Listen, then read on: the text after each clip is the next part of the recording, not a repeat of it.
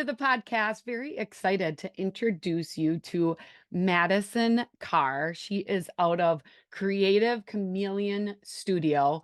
I got to make sure that I got the name of that business right because I don't want to goof that up. Yes, Creative Chameleon Studio. And she's doing an amazing job helping schools with their branding. And we're really going to dive into what you need when you think about branding. It's both strategy and design. And she's going to break down what is included in both of those. She's going to talk about what a lot of schools are getting wrong when it comes to branding. And I think you're going to be able to relate. We're going to dive into the words that we use to talk about our school, especially on social media. And she's going to talk through the impact that proper branding strategy, and carrying that out in the various elements, how that can impact your school. The one thing that I loved the most, well, I loved a lot of things about this conversation, but she talked about internal alignment for external influence. Let me say that again, internal alignment for external influence. We want to impact the external world and the community and potential parents, potential staff members. We've got to be internally aligned. And she's going to give us some great tips today. Before we get into today's K-12 PR tip, I just announced that we do have a special right now. You love hanging out with me every week on this free podcast. You would love our membership program. And right now we're running our year-end deal, which is if you sign up by May 28th, or is it May 28th? Let me just see. May 31st. May 31st, you can join the membership group and try it out for 6 months or join for 12, but you're not going to pay until July. Okay. So a 6-month membership is $395. So basically you're going to get a month free. And you can either join for $395 for the 6 months or $795 for 12 months. Remember, when you join this membership group, you get access for 3 people from your school. We do trainings every week. We have Canva templates. I bring in speakers to do hands-on training. We're talking about inspiration, guidance, changes to social media, templates, so much more. And over the summer months, you guys, we really do a lot to set ourselves up for success for social media in the new school year. So I want to invite you to come along.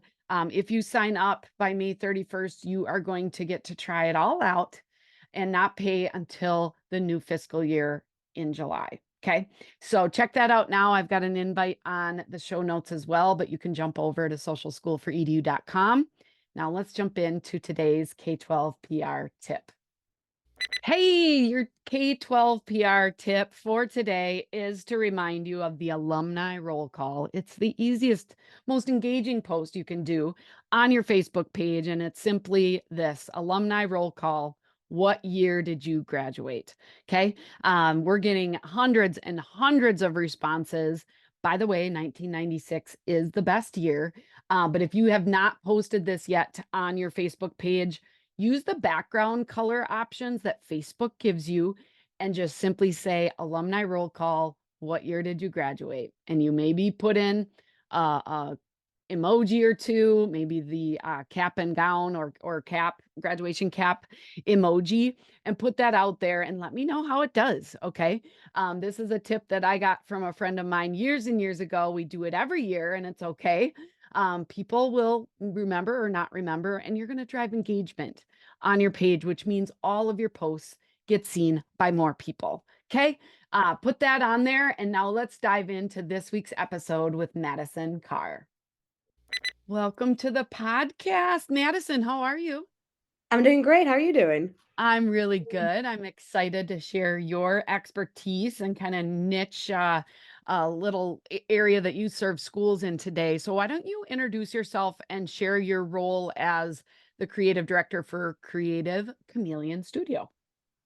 Absolutely. My name is Madison Carr, and I am a brand strategist and designer for schools and purposeful people.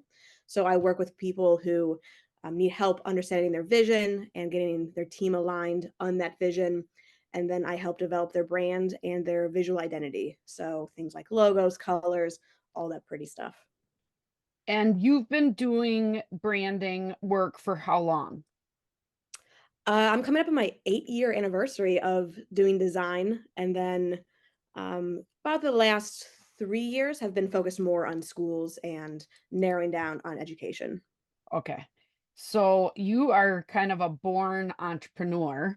We had Absolutely. a really nice conversation, and I was just like, oh my gosh, I love this. So just tell us a little bit about how you got started in what you're doing. I think that's valuable for the listeners. Of course. So I started designing right as I started college classes. I'm a big fan of community college. That's where I went and discovered design, loved it, loved the blend of critical thinking and creative thinking. And as I started to freelance, I've worked with companies all over, all different industries, doing all the things you need to do as a designer to get your foot in the door in places. And then about 3 years ago, I just happened upon a client who worked with schools, and they had some independent schools they were buying up, needed some rebrand help, so they brought me on board, and it opened my eyes to that industry of private schools. And I was homeschooled, so I didn't really have much context for that industry, but as I started to learn about it, I was fascinated by it and realized that a lot of schools, as they grow, they need that help getting their brand in alignment, looking the part, moving beyond that DIY approach. So as I started to learn more, I focused in, and since then have been working more and more with schools in this branding aspect.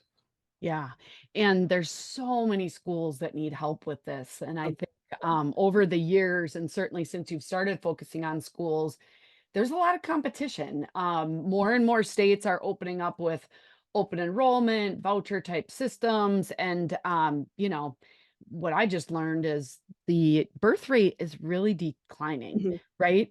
And so there's less students to get right. into our schools, so that increases the competition as well. So, can you just kind of share exactly how you help those schools? You described it briefly, but you went Mhm. into this group of schools that was being kind of bought up. What was kind of your approach to helping those schools with their brand identity? Yeah, so the approach is twofold. The two elements of branding that I focus on is first is that strategy element of things. That's that Mhm. higher level thinking, and then the design element, and that's that visual expression of things. Most commonly, that visual system of logo, color, fonts, all that kind of stuff. So my first interaction with a school is helping them understand who they are. And to your point, you can no longer just say we're a private school, so come here. You need to be able to define what makes you special, unique. You need to understand who you're reaching, who your dream student is, how to talk to them and their families. So that's all that strategic thinking. And in schools in particular, there's a lot of decision makers behind the scenes. There's a lot of people on the team. They all have visions and goals and ideas. So my job is really to come in and facilitate that, help them understand who they are. I really come in as an investigator and help them understand what it is that makes their school special, um, who they're talking to, their demographic, their competition. We do all that strategic thinking that gets developed into what I call a strategy roadmap, which is a nice hefty document that outlines all that strategy for their brand. And when I say brand, I really just mean the reputation, how people feel about them as a school. So we have that document full of that strategic thinking. And the idea there is that it helps people who are on the team to get aligned. So everyone who's already there at the school can have a more cohesive vision for who they are. And then anyone who's new that comes in can just jump right on board and get along with it. So once we have that, that's the backbone of things is understanding who they are as a school. And then we turn outward and say, well, how do we express this properly? And that visual identity is the first step. We ask a lot of questions. We say, is your logo professional? Is it polished? Does it reinforce these brand ideals that we've just discovered? Is there cohesion across the board? Quite often, a really common pain point with schools is that they have many, many people touching their brand and maybe doing it in their own way with their own flavor. So having that visual identity system is that language for a school, and that really helps them have cohesion. Visual cohesion equals trust for families for the market. So that becomes this second document of their brand guidelines that say, here's how we represent our school visually. Here's these rules and these guides to make sure everyone's producing branded content that is unbrand. Yeah. And most schools don't have the expertise that you do Mhm. when looking at those things. I think many schools jump to the logo color fonts Mhm. and then Yep. they think they're good. There's a lot of work that goes in, certainly, to that strategic piece. And I love that you kind of have that strategy roadmap to Mhm. help guide you. So you already mentioned it a little bit in that, a lot of schools, there's a lot of people touching the brand, and so they're putting their own spin on it. What else do schools usually get wrong when it comes to branding, that you've seen and witnessed and kind of had to help schools through? Yeah, two of the very common things I see. One is in that positioning. So that means how are they perceived compared to other competitors? And I think a lot of schools fall in the trap of they obviously should be focused in on what happens within their walls, but they get too focused on that and have a hard time expressing it properly to the outside world. So they know the spirit of their school, the feel of the school, but they have a hard time conveying that to other people who have not been within the building or been within the family. So that understanding of how they're positioned compared to other schools is really important, and that's why having a strategist come in is one of the reasons it's helpful, is it's the outside perspective. I'm coming in kind of blind and saying, "I don't know much about your school, so this is what most of your market is coming from. They don't know much about your school either. So how do we talk about it in a way that's compelling and accurate?" Right. So that positioning part is very often a pain point for schools. And the second part on the more visual side of things is a lot of times because a school's brand, their visual brand is a DIY approach. They start small, someone within creates a logo, throw some colors together, picks a font or two, or maybe 10. They they are emotionally attached to that and have a really hard time letting go of that legacy in a right manner. And that's something we really evaluate is we want to maintain the elements that are true and organic, but also present them in a way that is more appealing. And something that a lot of schools have a hard time understanding from the outside is that for families that are looking for schools, that visual identity is the very first thing that they encounter. It's the very first thing that is starting to form an impression of the school. And whether or not someone is a highly visible person, we understand as consumers that low quality visuals is perceived as low quality. Yes. So when you're engaging with a school from a distance and all you see is some mishmash visuals and a logo that maybe looks like it was made in a Word document or just some real scattered visual elements, it's even from a distance, it produces some question marks of the quality. And that is something that a lot of schools have a hard time understanding is they had that emotional attachment to who they are and how they've been represented so far, but have a hard time seeing that it's creating a hurdle sometimes. So I come in again as an outside voice saying, well, how can we maintain elements that are true and organic and ownable to you? But how do we also present these in a very polished professional way that builds trust even from a distance? And that's where a lot of value of the visual identity comes in, is having that polished professional look. Yeah, nostalgia and throwbacks are cool, but not when it comes necessarily to your logo. I have seen all of the kinds of logos and ones that I'm like, oh my gosh, I can't even believe they use that. Yep. Um, so really being able to take a look at this and, you know, schools are in the business of educating students, no matter Mhm. whether you're public school or private school. Right. You're in the business, and that means you're a business, and so we got to kind of think like that marketing aspect. Mhm. I wrote down that quality visuals, it just means low quality, and Yes. so that speaks. So it's really probably time to take a look at that. Now, you talked a lot about the positioning compared to competitors and like how we talk about it. So I'm big, obviously, on social media. And so One of the exercises that I've been doing in some of my talks is like, how do you want people to talk about Mhm, your school or school district or, private school? mhm, Okay. How do you want people to talk about it and come up with those words and write them out and have them next to your computer or on mhm. a note on your phone and try and use some of those words in the stories that you're telling because that can be really powerful, I think. Is that Yes. part of your, kind of strategy roadmap and takeaways for the schools you work with? Yes, absolutely. That is presented in two manners. One is core values, and that's a Okay. bit more internally, but it still makes its way externally. Yeah. And schools love talking about their values, and that's a big part of the school experience. But what we do is we understand what they truly are and define them properly. I've seen a lot of schools, every school will, it seems, will boast about they have small classroom sizes. They are personable. There's these common buzzwords that could very well be accurate, but everyone's using them. So you need to learn how to define them properly for your school and present it in a way that is compelling for your audience. So that core value is really important, having those defined for the team so they're expressed properly. And then the more external side of things is keywords, and that is very tied to social media and marketing and copywriting. But we say, okay, how do we want other people to describe our school?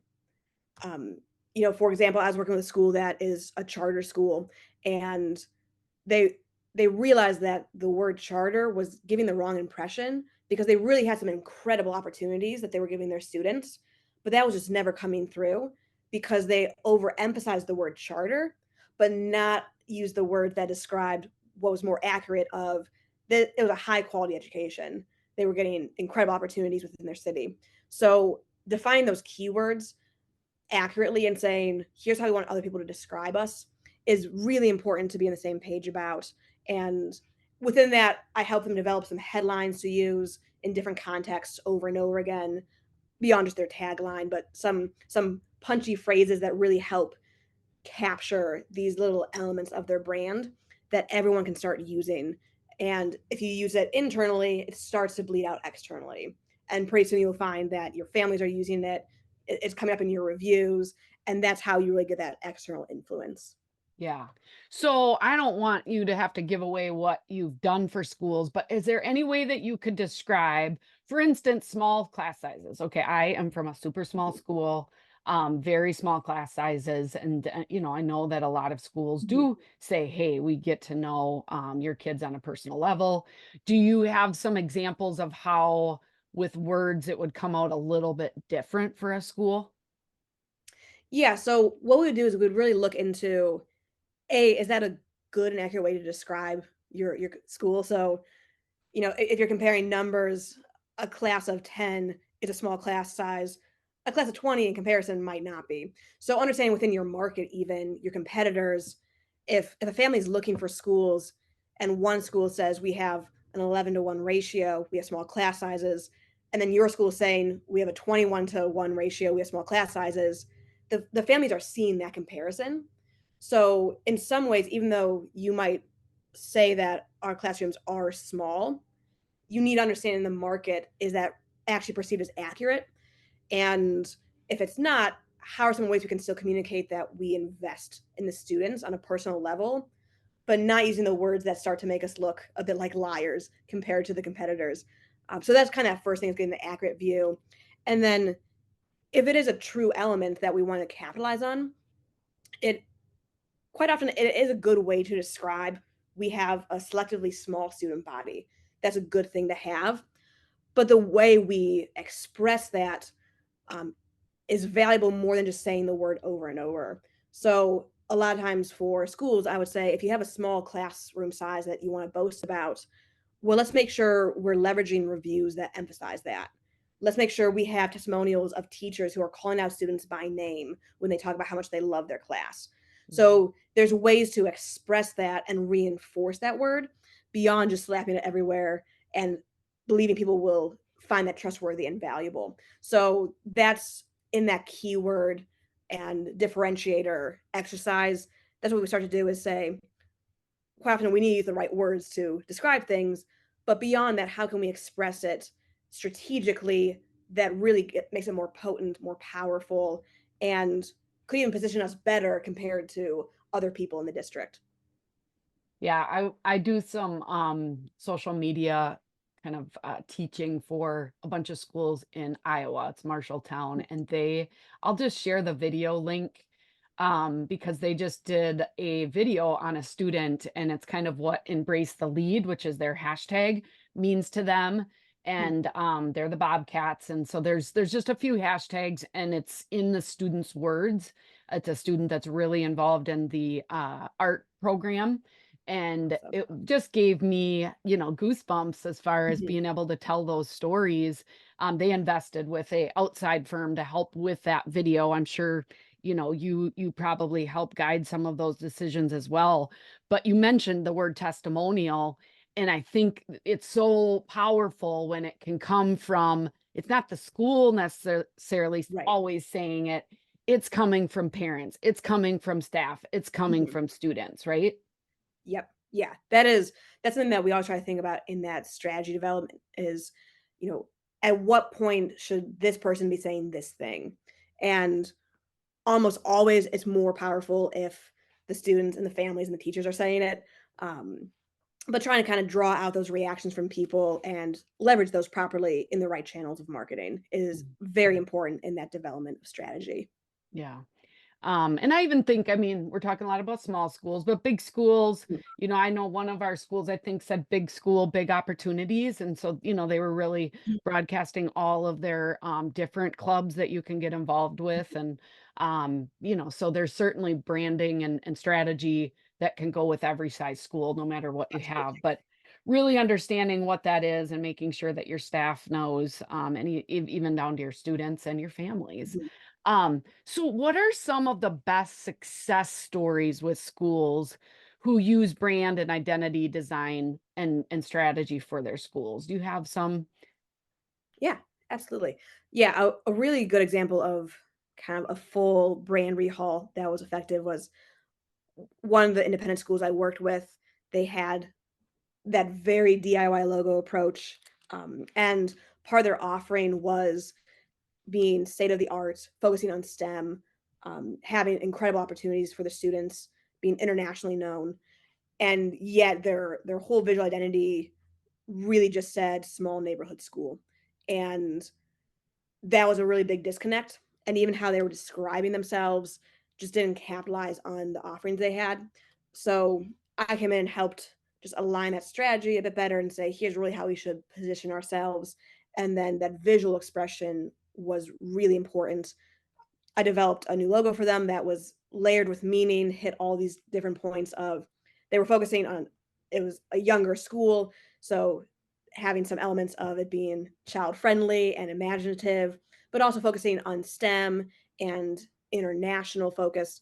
And then did a full rehaul of their visual identity system, gave them colors to work with, typography, patterns, all those different elements, and from there, they redid their website. They have new signage in their school. They have new uniforms that look really slick.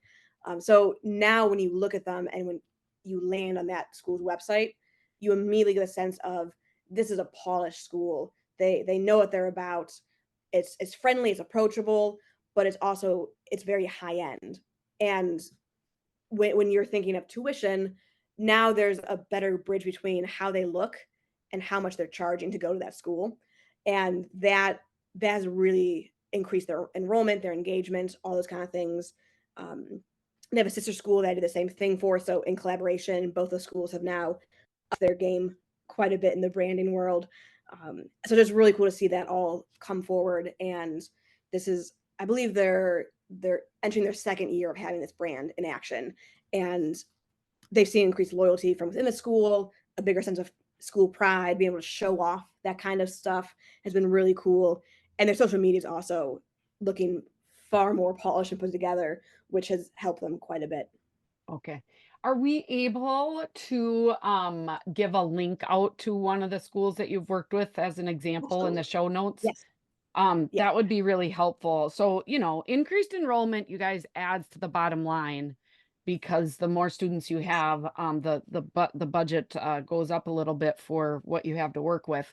Um, so, but there's other things too, like you said, school pride and loyalty and, Mhm. all of those takeaways. So when you work with a school, obviously you don't necessarily make the all the signage and all of the uniforms and all of that, but when they partner with you, I know you have a very economical price to be able to go in and really help guide through that process. You deliver kind of all those elements that they need then to go out and Mhm. make that stuff happen. Is that right? Yeah. Yeah, Okay. so that the main deliverable of the identity is that visual system, and quite often from there, we then focus on the rollout, so saying, "Okay, now we have this language, how do we need to utilize it to show it and get it in motion?" Okay. And I'm there to help with that and assist with that, with a number of the schools I've worked with. I'm still doing their re-enrollment guides in their new language now and the new visual identity, and doing all those different extra designs. But the idea is that they have that guideline in place. So if they have someone on their marketing team who is savvy enough with the design, they can now go and start to roll things out themselves. But I'm also there to help bridge the gap between other vendors, make sure things go smoothly as far as the rollout goes. And I can imagine, kind of like you said, there's a big tie, an emotional tie to branding and legacy type stuff.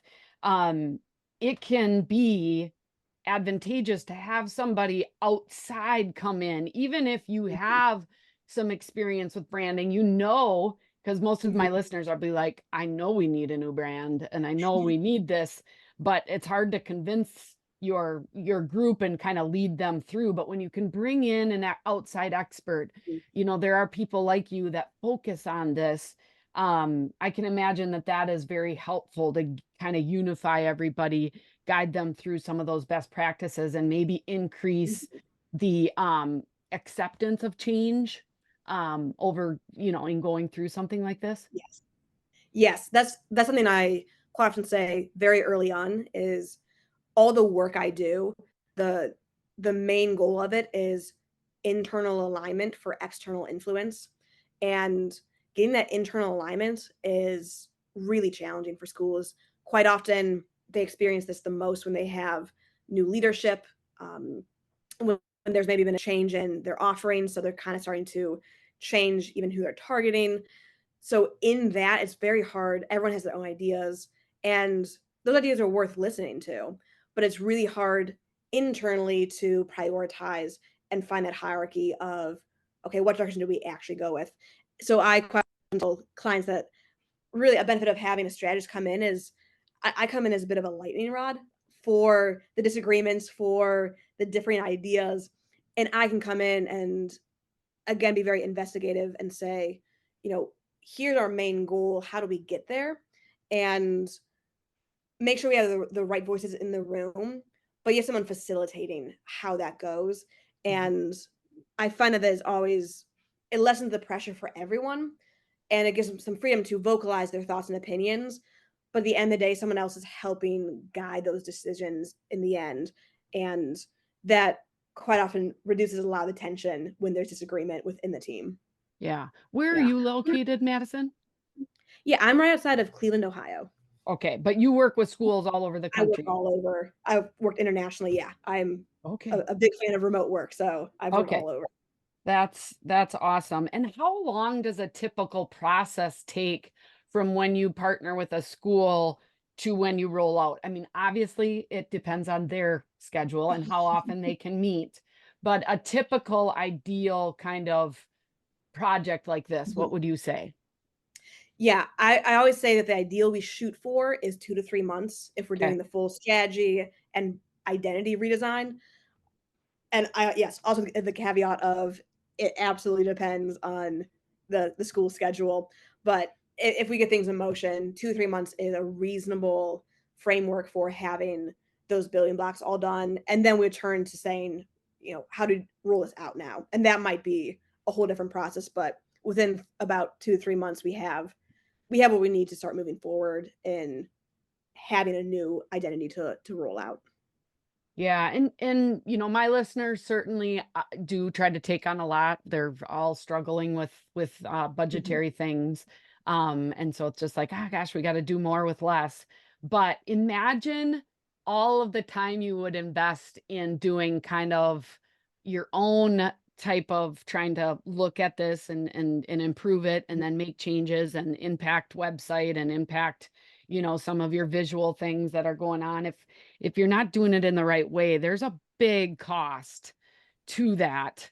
Um, Yes. and then you may end up 2 years, 3 years down the road having to do it again. And so I think it's worth looking at. Obviously, you may want to, as you're listening to this, if you're the school communicator, you may want to get your leadership to listen in Mhm. as well and take a look. But I'm sure you also are able to reach out and maybe have a little discussion with a school, if they're looking at something like this where they can just kind of explore what it would look like. Is that right?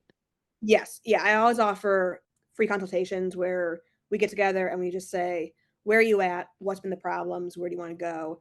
And we map out that plan.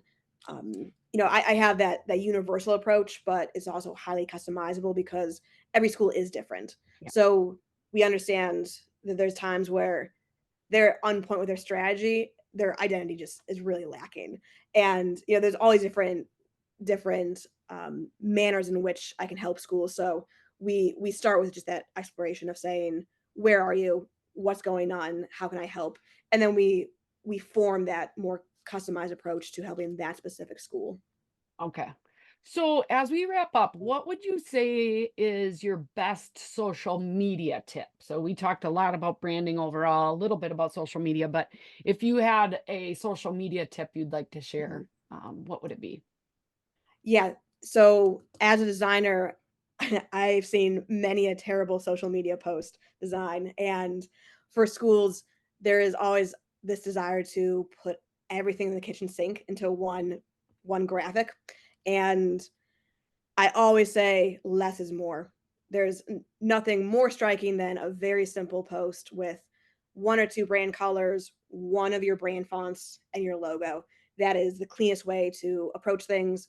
So when I'm creating visual identity guides, I'm always thinking, how will this translate to social media? And how can I give some proper guardrails so someone isn't trying to use five different brands with five different colors and three different images in one post. So having just that simpler approach is always better, and that leads to consistency. So in a family's, in a parent's social media feed, if you always use your same two brand colors in the same way, they will start to see that in their grid and they will recognize it. So having that consistency is always better. And because there's a lot of people touching the brand, less is always more. So I'm a big component of where you can whittle down the design elements to really the bare bones, and that will stand out in the sea of social media. Yeah, sometimes you think, "Oh, they all look the same," but it's just like, well, people aren't going to your page. I mean, now you could go Mhm. and Madison, you could go right now to New Auburn's page. That's the one I manage every day for a school in Wisconsin, and you'll probably be like, "Oh my gosh," but I'm trying. We're all trying. But Well, yeah. most people aren't just going to your page and then scrolling through everything. It's Mhm. showing up in their news feed. So if you Right. can be like, "Oh, this is related to the school, brand Mhm. recognition, I'm going to pay attention, we're going to be able to get that messaging across and people are going to be, they're going to understand what's going on." So that's powerful. So what is the best if they want to get in touch with you, maybe ask you a few more questions, what would be the best way to stay connected to you? Yes, I'm quite active on LinkedIn. Okay. Madison Carr, Carr. That's where I share a lot of things. I'm very active on that platform. And then my website is a great place to find out more, snoop around some case studies. There's some free resources there for schools, and that is creativechameleonstudio.com. And those are the two areas in which you can really dive deep and see what I do for schools. Awesome. Well, we'll make sure to put your LinkedIn profile and your website in the show notes so that everybody can take a look at that. And then we'll also put a link to one of your schools, or if you've got a couple that you want to refer them to, you guys can take a look at that. But I hope this has given you something to think about. You guys were going into the summer months, and this might be the best time to really think about, hey, where do we need to be? And maybe it's not a short term, you're going to jump into it right now, but and I've known for 10 years of working with my school district that we need something like this, but it's just the matter of, taking the time, and when you can see a payoff with increased enrollment, that there is a reason for that investment. So, any other things you want to end with or share before we say goodbye to our listeners? Yeah, I would just reiterate that if no matter what your position is on your team, if you're feeling the tension of not being aligned, then I always advocate for going to your head of school, going to your admissions director, saying, "I think we might benefit quite a bit from having some alignment." And quite often, people who are removed from the admissions process and the marketing process might not feel that pain point as much. So but there's plenty of reason and value to invest in this. So no matter where you are on your team, I always think it's worthwhile to bring up the discussion of, do we feel aligned on our brand, and do we have consistency in our brand? And if there's question marks for either one of those, then it might be time to start exploring investing in the strategy and design. Yeah, absolutely. Well, thank you so much for sharing your expertise with us. And Of you course, guys thank will you. be back. Even though next week is Memorial Day, we're going to be back with another great episode to keep your ideas, your inspiration going for celebrating your schools on social media. Until next time, we'll see you later and keep telling those stories. Bye, Madison. Bye.